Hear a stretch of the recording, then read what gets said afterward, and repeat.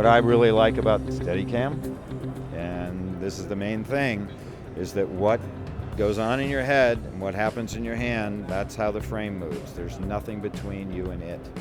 So if you're angry and excited, that's what happens with a frame. If you want to be smooth and silky, that's what happens with a frame. Real Steadicam, that's the way I'd like to see it done. It's just, as we said, a real Steadicam, and the only difference is I'm not wearing the arm and vest, which means my arm becomes the arm of the Steadicam, and I can do anything with this. Right. I can move around nice and subtle. In fact, I'm going to roll record while we do this. So, as we can see, getting a nice shot moving around you, and the results are just beautiful. Now, you're a guy that knows Steadicams, so tell me, how does this actually compare to the big ones? And in your opinion, you're seeing what I'm doing. Is my technique, is it correct? Close. I teach a lot of Steadicam, so I'd probably give you a couple of little pointers about where to put your operating hand, which is up closer to the center. Yeah. Work a little bit better, but basically, because you can lift it, you can do exactly the same things that everybody else can. The big one's a bit more inert, a bit slower, and a little bit more versatile, but you do need the arm and the vest because you couldn't possibly carry the weight. Now you've got a little arm and vest that goes with this as well, right? I haven't got the arm and vest yet. I think I'm on the verge of buying it. I think I've had this in about 3 or 4 months, and all I've done is with my arm, and I have to say it's pretty tough going sometimes. For a long period of time, yeah, you're going to need an arm and a vest to carry it, but once you get that, you can carry it all day and, run up and down stairs and do everything else with it with no problem. And then this guy's got some tricks that the big Steadicams don't have. Okay, let me show you. This is the other thing, and I'm hugely impressed with. It turns into a monopod, and this is not a gimmick. This is so useful, and I use it a lot. First of all, it's a first-class monopod. I could get it like that. I could shoot anything, and I can just go, basically whatever subject I've got, I could zoom in on, and I could get right where I need. I could do that for an interview, and it is so easy. I am really impressed with it. And the other thing is, I can go up nice and high. I really like this feature. We can go really, really high. I can do that sort of thing. And something that I can't do with my Steadicam.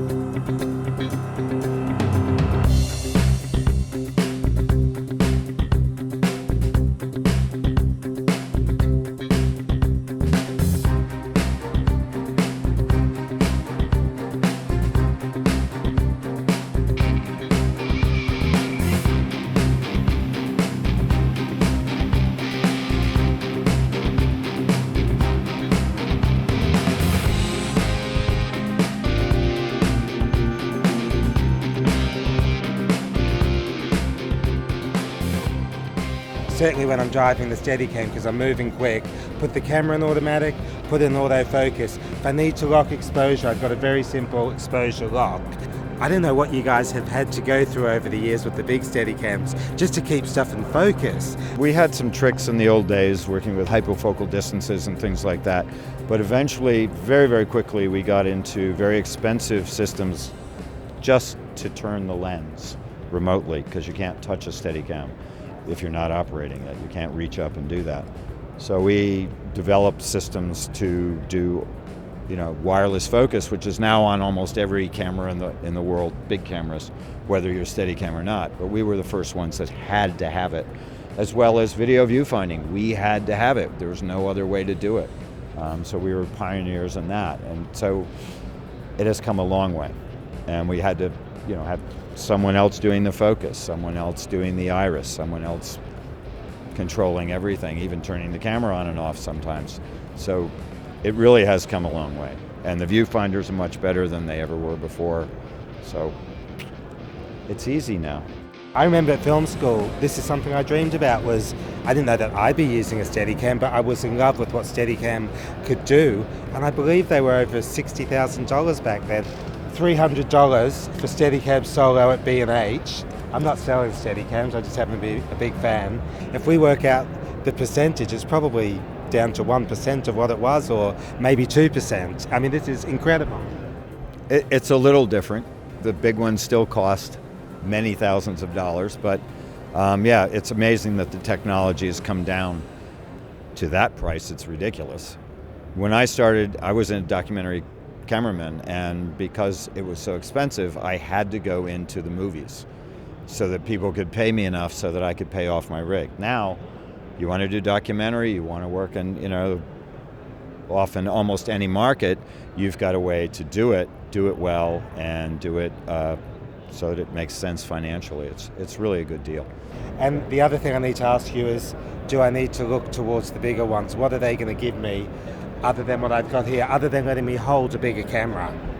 Basically, the bigger ones, you can change the inertia. This one is pretty much set with the kind of weight you have on it, which is very, very flexible.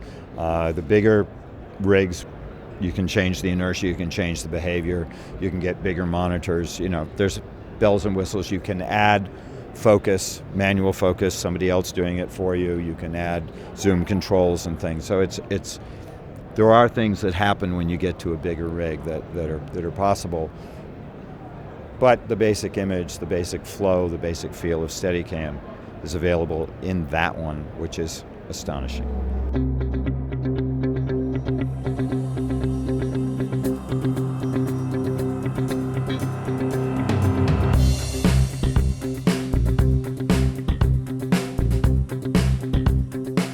I feel that there's this wonderful connection, and this is what you were saying before, between my mind running through my arm to this, that I might not get with the electronic ones, because you're holding it like that, which to me is potentially really a bit hard awkward. to do. Very hard to do. Don't get me wrong, if I hold this, that's not that easy either, but I can do it, and I've done easily 100-foot tracking shots with it, and I might be getting a sore arm, but I can live with that, put up with the pain.